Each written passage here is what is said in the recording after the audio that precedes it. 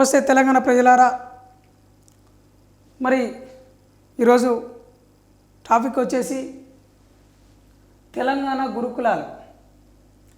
ఇలా చూడొచ్చు హెడ్డింగ్లోనే తెలంగాణ గురుకులాలు. అంటే ఈ గురుకులాలలో వివక్షత చూపెడుతున్నారని, ఫలానా కులం పిల్లల్ని ఫలానా విధంగా చూడడము, అంటే మీ దగ్గర ఒక మురికి వాసన వస్తుందని వాళ్ళని ముట్టుకోకుండా, లేదు అని అంటే వాళ్ళ దగ్గరికి వెళ్ళకుండా వాళ్ళని చిన్న చూపు చూసే కుట్రలు జరుగుతూ ఉన్నాయి. రీసెంట్లీగా సోషల్ మీడియాలో ఒక వైరల్ అయిన వీడియో చూసినాము. మరి చిన్న చిన్న పిల్లలు వాళ్ళ పసి మనసులు కలిసిపోతాయి. అంటే వాళ్ళు ఎంత దుఃఖంతో ఉండుంటారు. వాళ్ళకి కులం అంటే ఎట్లా ఉంటుంది, మతం అంటే ఎట్లా ఉంటుంది, దాని పర్యవసనాలు ఏ విధంగా ఉంటాయి అన్నది ఆ పసి మనసులు ఎరగరు. చిన్నపిల్లలకి అని అంటే మన డ్రెస్ కోడ్ వేసుకున్న వాళ్ళు అందరం సమానం కదా, మన టీచరు పలానా గురువు మనకు ఒక ఫ్యామిలీలో ఒక అమ్మ లెక్క కదా, ఒక నాన్న లెక్క కదా అనుకుంటారు. కానీ వాళ్ళకి విద్యాబుద్ధులు నేర్పించవలసిన గురువులే వాళ్ళు ఫలానా కులము, వాళ్ళు ఫలానా వ్యక్తులు అని చూడడము ఎంత దరిద్రము, ఎంత నీచమో. నీచం అనడు కూడా తప్పు. ఎందుకనంటే హిందీలో నీచ్ అంటే కూడా కింది స్థాయి కులాలకి, అట్టడుగు వర్గాలకు సంబంధించిన విషయము. అంటే మనం మాట్లాడుతున్న భాషలలో, మనం వేసుకున్న వేషధారణలో ప్రతి చోట అణువున మన భాషలోనే లోపాలు ఉన్నాయనేది కూడా గమనించాలి. అదేవిధంగా ఈ దేశ మూలాలలోనే గత 3000 సంవత్సరాల నుండి ఎంతో అణచివేతకి, అవమానాలకి గురవుతున్న అట్టడుగు వర్గాలు చాలామంది ఉన్నారు. ఎస్సీ, ఎస్టీ, బీసీ, మైనార్టీ వర్గాలు ఉన్నారు. వాళ్ళు ప్రతి చోట గుడి దగ్గరనో, బడి దగ్గరనో, తాగే నీళ్ళ దగ్గరనో, తినే ఆహారం దగ్గరనో చాలామంది చాలా విధాలుగా వాళ్ళ అవమానాలకు గురయ్యారు. ఒక బాబాసాహెబ్ అంబేద్కర్ ఆయన నీళ్ళు తాగడానికి కనీసం ఒక ఎడ్ల బండిలో ఎక్కితే ఎక్కనీయకుండా కింద దోసిన చరిత్ర ఈ దేశంలో ఉండే కొన్ని వర్గాలకి చెందుద్ది. మరి ఈ దేశానికి సంబంధించి ఒక కులాన్ని ప్రాతిపదికన తీసుకొని Babasaheb Ambedkar the origin of caste రాస్తూ, ది అనిలేషన్ ఆఫ్ క్యాస్ట్ రాస్తూ ఈ దేశ మూలాలు మొత్తము కుల పునాదుల మీద నిలబడి ఉన్నాయి. ఈ దేశంలో మతం కావచ్చు, లేకుంటే ఒక వర్గం కావచ్చు, దానికి పునాది ఒక విత్తనము, బేసు పూర్తిగా కులమే అని చెప్పేసి ఆయన ది ఆరిజిన్ ఆఫ్ కాస్ట్లో, ఎనిలేషన్ ఆఫ్ క్యాస్ట్లో ఆయన చెప్పకనే చెప్పిండు. ఒక జాతి మీద కానీ, ఒక జాతిని, ఒక నీతిని కుల పునాదుల మీద నిలబెట్టలేవు అని చెప్పేసి బాబాసాహెబ్ అంబేద్కర్ చెప్తాడు. ఇదే కులానికి సంబంధించిన విషయంలో మరి సోషల్ సైంటిస్టులు కూడా రీసెర్చ్ చేసి చెప్పిన అంశం ఏంటంటే ఈ దేశంలో కులం ఉంది, కుల మూలంగానే మనం వెనకబాటు కారణాలు చాలా ఉన్నాయని చెప్పేసి, మరి ఒక కులం వ్యక్తి మరి ఎందుకు గౌరవం పొందుతున్నాడు, మరి ఇంకో కులం వ్యక్తి మరి ఎందుకు గౌరవం లేదు, మరి వాళ్ళకి ఒక భూమి, వాళ్ళకి ఒక ఇల్లు, లేకుంటే అమ్మే దగ్గరను కొనే దగ్గర కూడా కుల ప్రస్తావన వస్తుంది. ఇదే మెట్రో సిటీస్లలో, మెట్రోపాలిటన్ సిటీస్లలో, అర్బన్ ఏరియాలలో కూడా ఒక ఇల్లు రెంట్కు తీసుకోవాలంటే కూడా ఫలానా వ్యక్తి కులమేది దాన్ని తెలుసుకోవడం కోసం మీరు వెజిటేరియనా, నాన్ వెజిటేరియనా అనే ఒక ఇలాంటి దుర్మార్గులున్న ఈ సమాజంలో మరి ఈ కులం జాడలు, ఈ కులానికి సంబంధించిన ఏదైతే ఈ భయంకరమైన ఈ రుగ్మతలు రూపుమాపాలంటే తప్పనిసరిగా మానసికంగా మారితే తప్ప, వాళ్ళకింత బుద్ధి వస్తే తప్ప వాళ్ళు టీచర్లు కావచ్చు, ప్రొఫెసర్లు కావచ్చు, మేధావులు కావచ్చు, అర్చకత్వం చేస్తున్న వాళ్ళు కావచ్చు, లేకుంటే కులవృత్తులు చేస్తున్న వాళ్ళు కావచ్చు, ఎవరైనా కూడా వాళ్ళు మానసికంగా మారితేనే ఈ దేశంలో కులాన్ని రూపుమాపొచ్చు. మరి సుమారు 4000 చిల్లర ఉన్న ఏదైతే ఈ కులాలు ఉన్నాయో, ఈ ఎక్కువ మొత్తంలో ఉన్న కులాలని పూర్తిగా క్షుణ్ణంగా అధ్యయనం చేసి వీళ్ళకందరికీ ఉమ్మడిగా ఒక విధి విధానాలని అందరూ స్వేచ్ఛగా సమానత్వంతో సోదర భావంతో బతకడం కోసం బాబాసాహెబ్ అంబేద్కర్ ఒక బహుత్తరమైన ఒక గొప్ప రాజ్యాంగాన్ని రాస్తే ఆ రాజ్యాంగాన్ని కూడా తుంగలో దొక్కుతూ ఇప్పటికీ చాలా స్టేషన్లలో చాలా జైళ్ళల్లో మగ్గుతున్న వాళ్ళు నేషనల్ క్రైమ్ బ్యూరో రిపోర్ట్ ప్రకారం ఇంకా తప్పనిసరిగా వాళ్ళు 90% ఎస్సీ ఎస్టీ బీసీ మైనార్టీ ఆదివాసీ వర్గాలు మహిళలే మగ్గుతున్నారు అని చెప్పేసి చాలా నివేదికలు చెప్తున్నాయి. ఆమ్నెస్టీ ఇంటర్నేషనల్ అయినా ఈవెన్ యుఎన్ అయినా అదేవిధంగా అది హ్యూమన్ రైట్స్కి సంబంధించి ఇంటర్నేషనల్గా ఫైట్ చేసే సంస్థలు కావచ్చు, దేశంలో కూడా నేషనల్ హ్యూమన్ రైట్స్ కమిషన్ కావచ్చు, రాష్ట్రంలో ఉండే స్టేట్ హ్యూమన్ రైట్స్ కమిషన్ కావచ్చు, ప్రతి డేటా తీసుకుంటే కూడా మరి ఎవరి మీద దాడులు జరుగుతూ ఉన్నాయి, ఎవరిని అరెస్ట్ చేస్తూ ఉన్నారు, ఎవరిని రేప్ చేస్తూ ఉన్నారన్న కోణంలో చూస్తే కూడా ముమ్మాటికి దళిత పిల్లలు, దళిత వర్గాలకు సంబంధించిన వ్యక్తుల వాళ్ళ పేర్లే వినపడతా ఉంటాయి. అయితే మీరు ఒకసారి ఈ గత 10-15 సంవత్సరాల నుండి ఒక డేటా తీసుకోండి.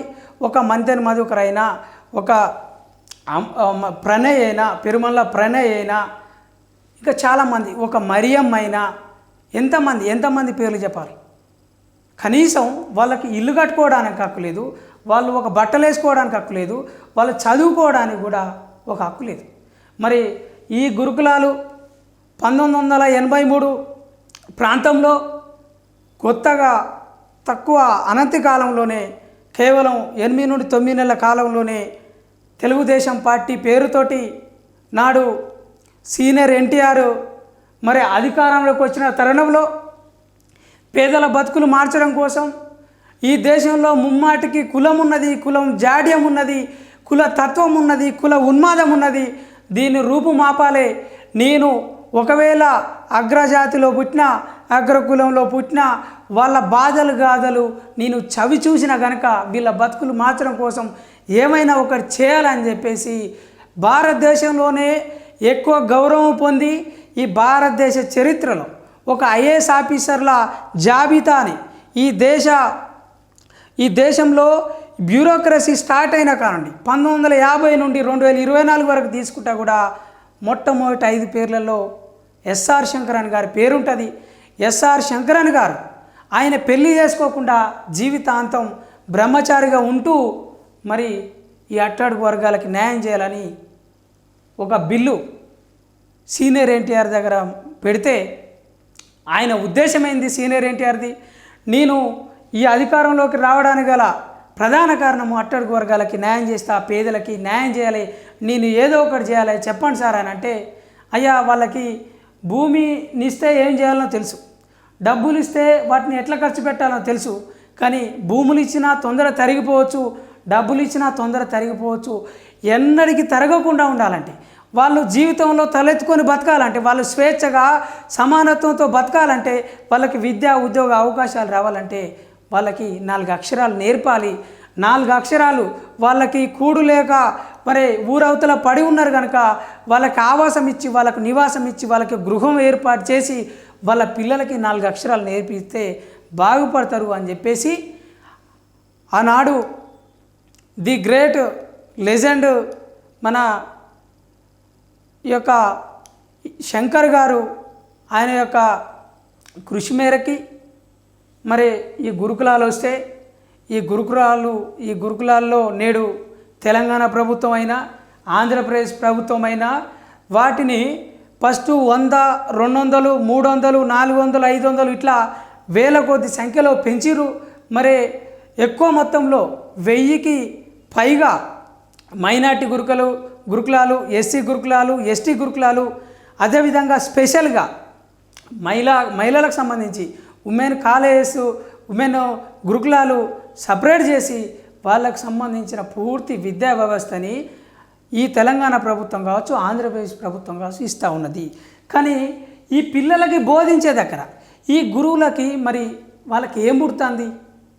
వాళ్ళకి కావాల్సిన జీతాలు తీసుకుంటా, వాళ్ళకు కావాల్సిన గౌరవ వేతనం తీసుకుంటా, వాళ్ళకు కావాల్సిన అన్ని సౌకర్యాలు ప్రభుత్వం నుండి పొందుకుంటా, మరి ఈ పిల్లల మీద మరి ఎందుకని ఇంత అంచివేత, ఎందుకని చిన్న చూపు? ఒకవేళ మీరు కనుక ఈ దేశంలో పుట్టకుండా ఉంటే మరి ఒక ఆఫ్రికాలోనో లేకుంటే ఒక సౌత్ అమెరికాలోనో లేకుంటే ఒక కరేబియన్ ఐలాండ్స్లోనో లేకుంటే ఒక ఎరిత్రియానో ఓ సొమాలియానో అక్కడ పుట్టుంటే మీ మీద కూడా ఒక రకంగా వివక్షత ఉంటుండే కదా. మరి అక్కడ కూడా తెల్ల జాతితోటి నల్ల జాతితోటి వాళ్ళిద్దరి మధ్యలో చాలా భారీ ఎత్తున గొడవలు జరిగినాయి కదా. అక్కడ ఒక అబ్రహాం లింకన్ కావచ్చు, లేదు అని అంటే ఒక మాల్కమ్ ఎక్స్ కావచ్చు, పాల్ రాబ్సన్ కావచ్చు, బాబ్ మార్లే కావచ్చు. అదేవిధంగా చాలామంది ఈ యొక్క నల్ల జాతీయులు తెల్ల జాతీయుల మీద ఫైట్ చేసి మరి హార్లెమ్స్ రినైజేషన్ మూవ్మెంట్ ఏ విధంగా అయితే తెచ్చిర్రు, అక్కడ విద్య అవకాశాలతో పాటు జాతీయ అంతర్జాతీయ స్థాయిలో రచనా రంగంలో నోబెల్ ప్రైజ్లలో ఆస్కర్ అవార్డులలో మరి నల్ల జాతీయుల పేర్లు ఇంకా ఇప్పటికుంటాయి. మైకేల్ జాక్సన్ లాంటి ఒక వ్యక్తి, అదేవిధంగా ఫీలే లాంటి ఒక ఫుట్బాల్ క్రీడాకారుడు, అదేవిధంగా విల్ స్మిత్ లాంటి ఒక నటుడు, ఓప్రా వింఫ్రే లాంటి ఒక వ్యాఖ్యాత, ఇలాంటి నటులు కావచ్చు, లేకుంటే మేధావులు కావచ్చు, రాజకీయ నాయకులు కావచ్చు, ఒక ఒబామా లాంటి గొప్ప వ్యక్తుల్ని మనం నేడు చూద్దామా అంటే నాడు నల్ల జాతీయులకు సంబంధించిన గొప్ప పోరాట యోధులు తెల్ల జాతీయుల మీద ఒక యుద్ధం చేసి వాళ్ళకు పూర్తిగా హక్కులు తీసుకొచ్చిర్రు, మానవ హక్కులు తీసుకొచ్చిర్రు. అంటే సంతలో ఒక పశువులను నమ్మినట్టు నల్ల జాతీయులను నమ్మితే వాళ్ళ యొక్క కంచెలను, ఇనుప కంచెలను దించి, బానిస కంచెలను దించి వాళ్ళకు స్వేచ్ఛనిచ్చిన మార్టిన్ లూథర్ కింగ్ లాంటి వాళ్ళ త్యాగాలు ఇంకా ఆ దేశాల్లో, యూరోపియన్ దేశాలలో మరి ఫలించినాయి.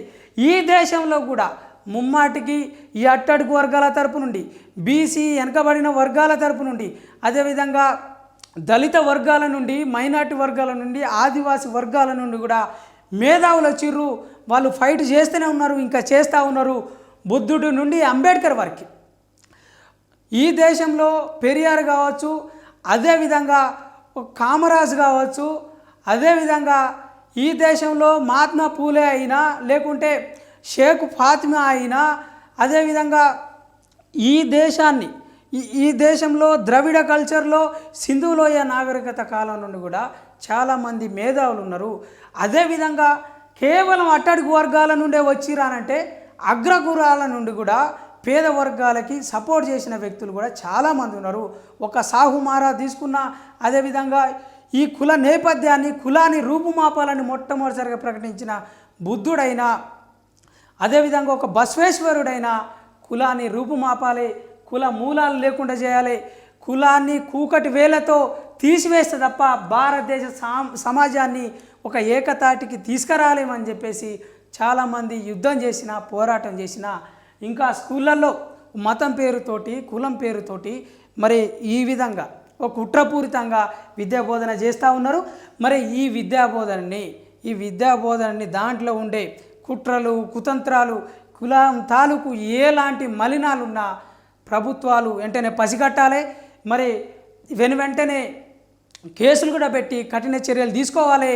1999 ప్రకారము అట్రాసిటీ కేసు పెట్టి వాళ్ళని కఠినంగా శిక్షించాలి.